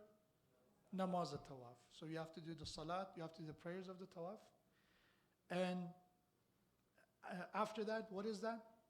Sa'i. So everything repeats, but this is for Hajj tamattu. That was Umrah tamattu, this is Hajj tamattu. By doing these, the restriction of perfume is lifted, but still the marriage thing, the wife and all that still is not halal. Why? Because now we have to do tawaf and nisa. So in general, in Hajj, there are 3 wajib tawaf. 3 wajib namaz tawaf. The first one is the tawaf for Umrah tamattu. The second one is the tawaf for Hajj tamattu. And there is the one that is tawaf for tawaf and nisa. So these are the 3 wajib. So make sure you must do all of them. Especially the last one, because if you don't, then your wife and, God forbid, or your husband will be haram to you until you go back to Hajj and fix it. So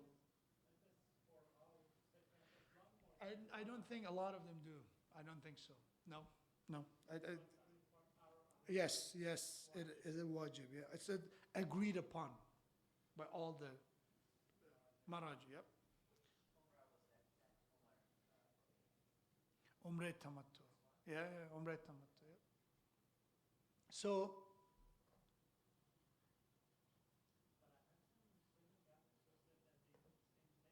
I said I'm not sure. That's the reason I'm depend. Right. The thing is, I think, is about. There's one thing that they even confess is that he made some changes to the rule because he said it's not halal to go back to your family when Islam says permissible. He said no, because he saw something. And again, these are things that maybe in another time we can talk. But so basically, that was step number 7, 8, and 9, which is tawaf hajj tamattu, namaz tawaf hajj tamattu, and sa'i between Safa and Marwa.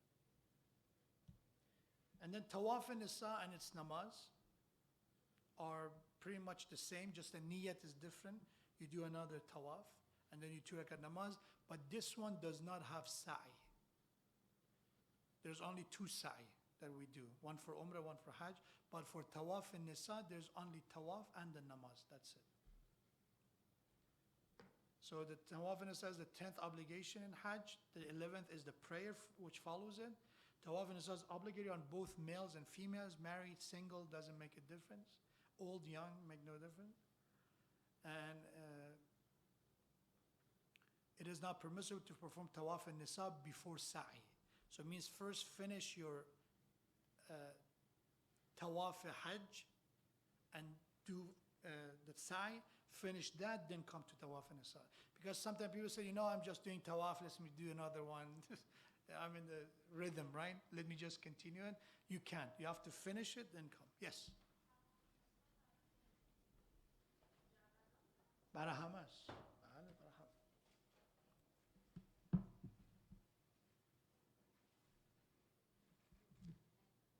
صلوات على محمد وعلى محمد.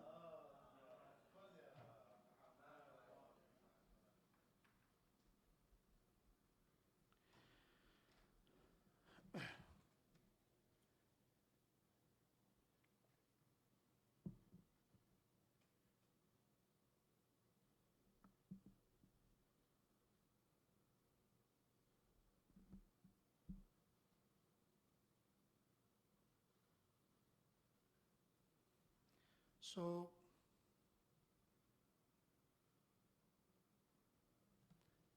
next one is, so we talk about 10th, 11th, right? Which is the Tawaf and Nisa and Namaz Tawaf and Nisa. And then we go to the 12th and 13th is to stay overnight in Mina on the 11th and the 12th of the Hajj. So what people do is on the day of Eid al-Qurban is not wajib, but that's what they do. They're done with their shaving and halq, they go do their tawaf, and then they come back to be at Mina for the night, because you have to be there. If you miss it, then there's kafara. So on the 9th of the 11th, which is the eve of the Eid al-Qurban, you have to be there, and the next day you have to be there.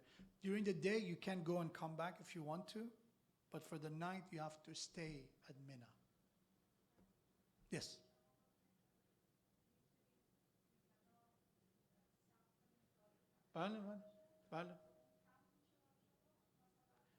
night counts. روز نمیشه. اگه وای میسین بعد وایسین دو شبم تمام شه بعد برین واجبات انجام بده. نه دیگه. یک بار بعد. فقط مشکلیه که اینا 14 ذوالحجه برمیگردن. یعنی اگه ما بخواستیم 13 بدیم شما یک روز داریم که هر دو تا طواف رو انجام بدین با سعی. منظور متوجه میشه؟ بله. بله. بله میگم میتونه شما وایسین روز 13 یا روز مثلا چون با شب 12 باشه روز 12 بیان حج تمام کنین. لازم نیست که برین بین مکه و منا. So the question is it possible to just wait in Mina and postpone Hajj Tamattu and postpone Tawaf an-Nisa for after being done completely with Mina? Yes. Yes, it is. But as I said, people, because during the day they want to just finish the process, and some of them have a deadline that right after, let's say 13th of the Hajj, they're leaving, they're going during the day to do their wajibat in order to be ready to leave. But in our case, we will have time if you want to just stay in Mina and postpone everything once you go back to Mecca and do everything and then go to hotel and that's it. So the order in this matter is not required. So you can stay in Mina completely and then do your Hajj Tamattu and Tawaf an-Nisa, or you can during the day go do your Hajj and at night come back to Mina. Some of you don't have a choice because the caravan dictate what you have to do, but some of you probably have. Okay? So on the 11th and 12th of the Hajj, stoning now during the day, you have one more thing to do, and that is to go to stone. And now this time, stoning all the three jamarat, all the three shaitans. There's the first, middle, last, or small, medium, large. And we start, in order. We start with the small, or they call Jamaraya Ula, the first one, then Awsat or Wusta, and then Aqaba, the last one. We go with that. So 7 each.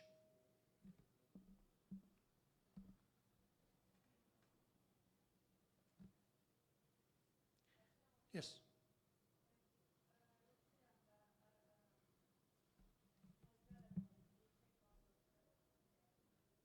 Right. You can, if you have to, yes. But if you fall, you can pick it up. But means if you lost it, yeah. If it's lost, it's lost, yeah. Let's hope that not happen because it will be inconvenient for the caravan.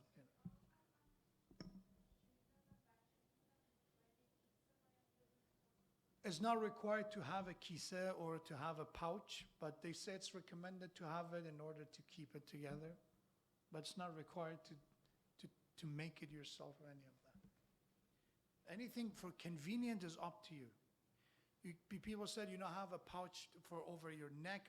I've seen in so many, Hajj preparation booklets that there's a long list, and I say, take this and this and this. I said, maybe people, wants to make it comfortable, but sometimes just too much.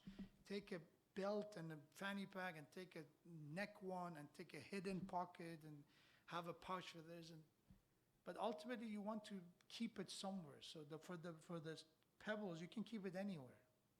But if you have a pouch for it to make sure it's safe, you can. You can get it from here. You can. I'm pretty sure they are over there sold, but up to you. It could be even a plastic bag. That's fine. It could be anything. So they will. So I'm pretty sure a lot of caravans they provide with the small things like that. Okay.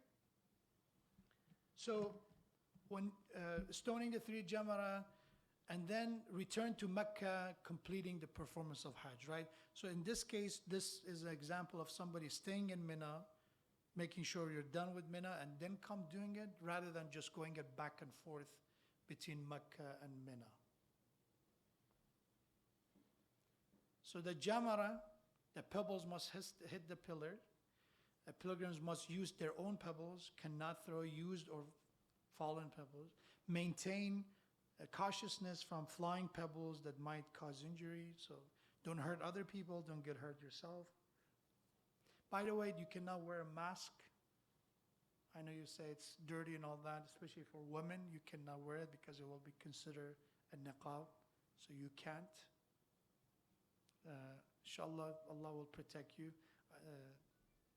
But if you're done with the ihram, then you can wear it once you're done. But when you're in ihram, you can. That's it. And the next stage is, inshallah, go to Medina if you're first or last. And those that visit the house of Allah and do not visit me, it would be as if he or she never made the pilgrimage. So it's one of the most important part to go to Medina, inshallah. Yes. Yes.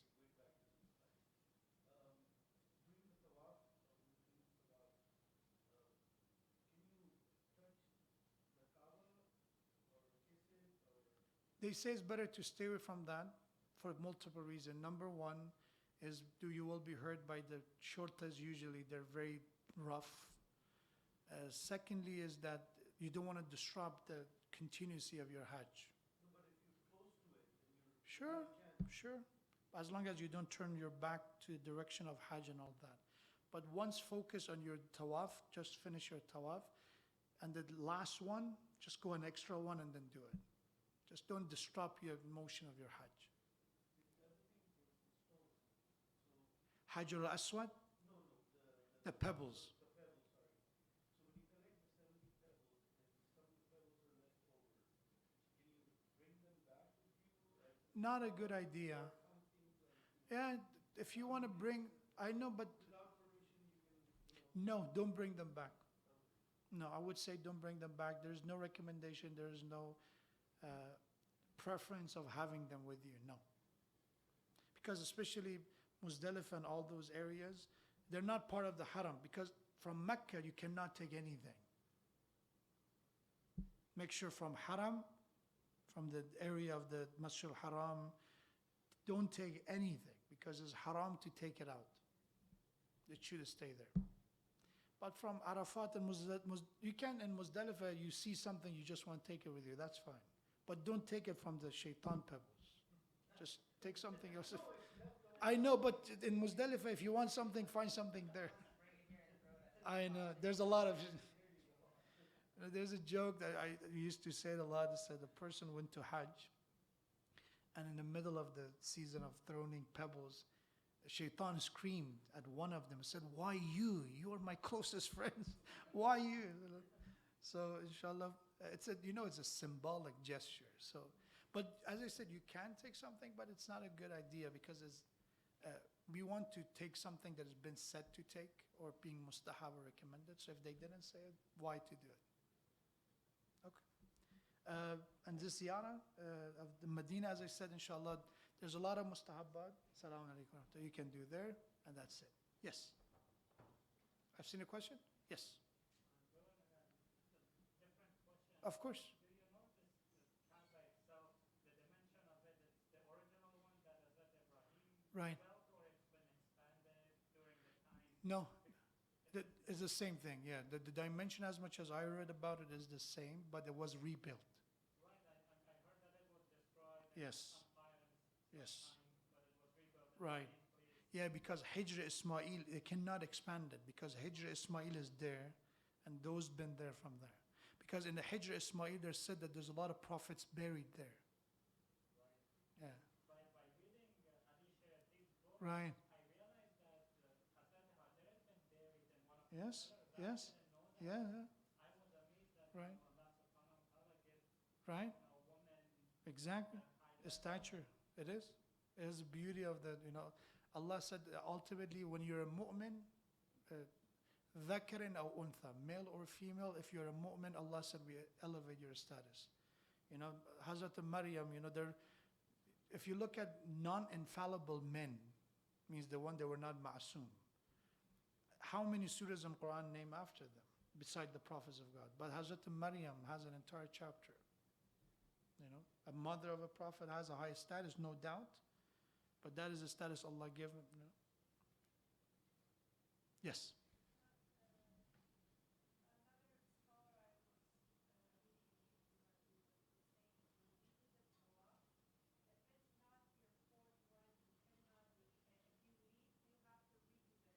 Depend on the fatwa. I would say, maybe as ihtiyat, just, follow that advice. But again, depend on the fatwa, yes. But again, let's just keep that in mind. As a ihtiyat, as a precaution, do not leave before the fourth one. If you do, you have to redo the whole thing. But for sa'i, I know that's not the condition. For between the Safa and Marwa, even if it's the second one, and for some reason you just want to take a pause and rest, you can. But if it's a big disruption between your sa'i, and then you have to redo it again. Okay. Let me see if anybody posted any new question.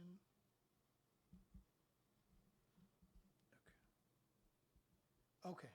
So they asked the change of ihram. I said that yes. Can we do umrah for our spouses and other family members? I said don't do umrah until you're completely done with Hajj. And I don't think you will have time to do another umrah. Because after usually it's done, a lot of caravans leave. So if you have time after you're completely done with the tawaf an-nisa, namaz tawaf an-nisa, and all of that, then you're outside, the process of Hajj. But even some said you cannot do, for yourself at least, 2 umrah in the same month. For yourself. For others, you can.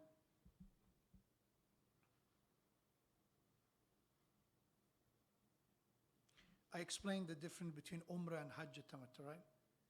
So umrah has 5 steps, hajj tamattu has 13 steps. Umrah is done by taqsir, just cutting part of the hair. Hajj tamattu is done with qurbani, taqsir, tawaf for hajj and tawaf for nisa. So then it's done.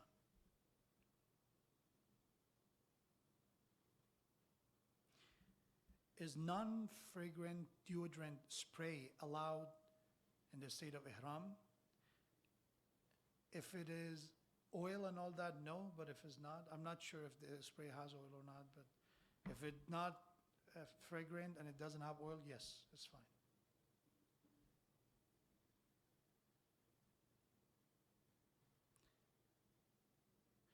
They said I'm following Ayatollah Khamenei. What is the difference? The one I explained was based on both very much. Said Sistani and Ayatollah Khamenei. Woman has to wear open shoes? No. I said no.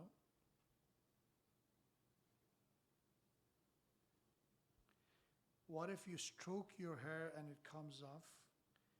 Is that okay, or does that require paying penalty? Depends if you did it intentionally, accidentally, depend.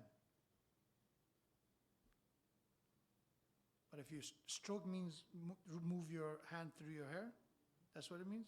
If you do it purposely, not because sometimes it's involuntary, you're just used to it and all that. If you don't know about it and you don't notice, that's fine. Don't even look if you caused separation of hair. But if you do it intentionally and some of them detached, then there is penalty. If ihram becomes najis, can we just wash and part while we are still wearing it, or do we have to change it another one? No, you can wash it and wear it again, or you can change it to another one if your ihram became najis, because you must make sure your ihram is tahir. Get dirty, that's fine. That's not problematic. But if it's najis, then you have to wash it or change it. Will we be getting cell phone SIM when we get there? No, you have to get it yourself. Check with your career, with your phone provider, cell phone provider. Oh, but they ask about qurbani. They said, is it part of it or should they provide separately? It's part of it. So for the group they're going with Hajj Muhammad Fazil, inshallah, the cost is including the qurbani. Are you taking us to the qurbani site? No.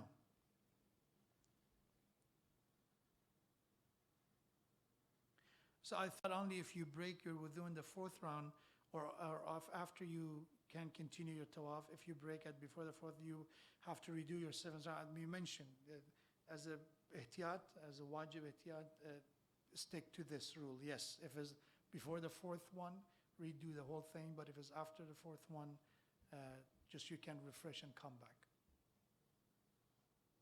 So it was rectified, if you're following the question online. Where do we keep the pebbles? Do we need to hold them in our hands all the time? No. We mentioned you can get a pouch, and also the caravan will provide you with a pouch, or you can get some plastic bag or anything yourself and keep it there. Can we put water on our head while at Arafat? Yes. We cannot submerge in water when you're in ihram.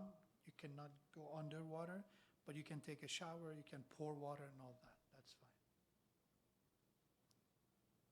Can you go to hotel after Mina and then come to Kaaba for tawaf? Yes, you can.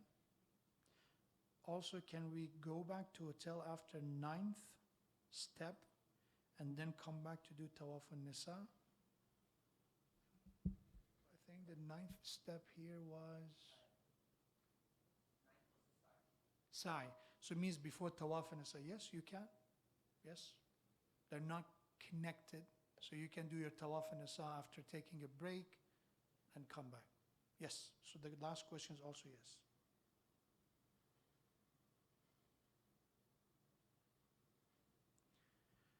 Hair can fall even during wudu. Do we have to pay penalty?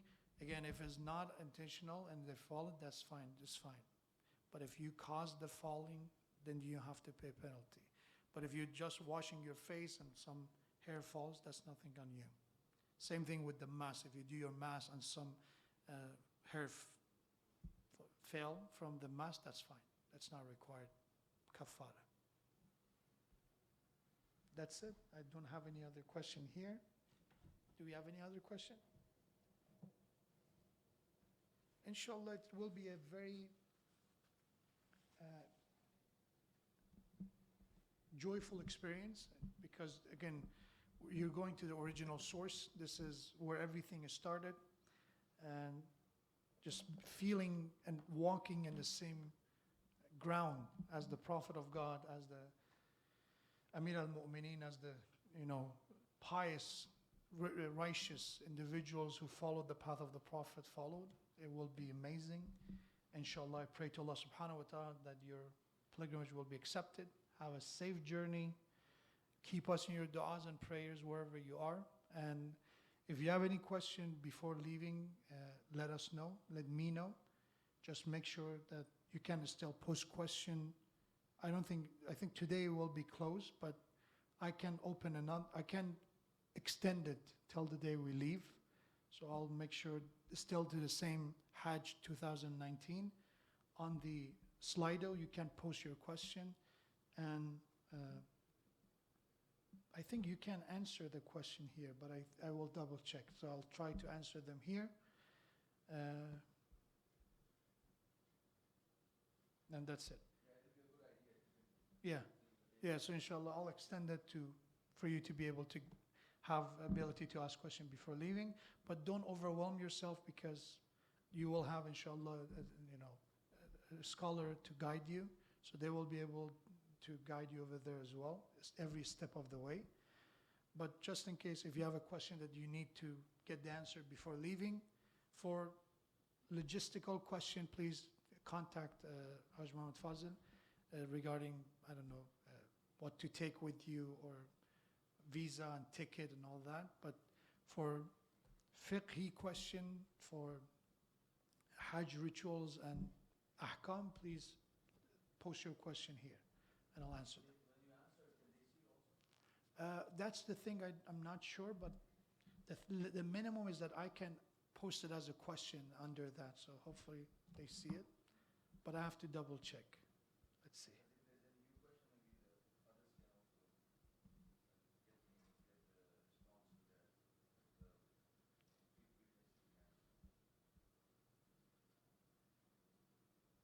Yeah, I'll see.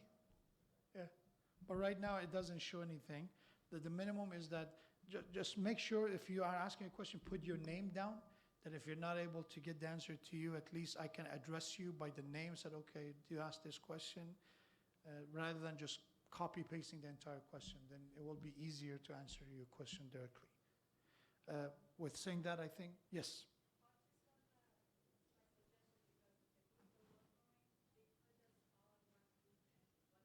Okay. Perfect.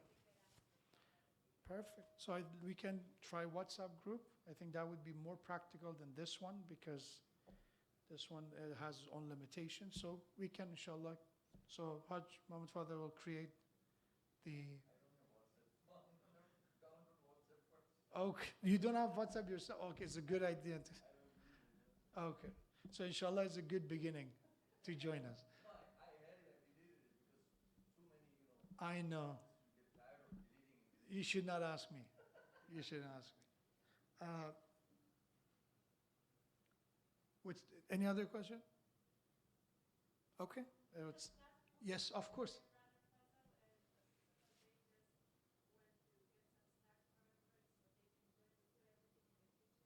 Okay. So inshallah there's some snacks ready. The online participant, we're sorry that you're not here with us, but we're talking about inshallah to attendees. Yes.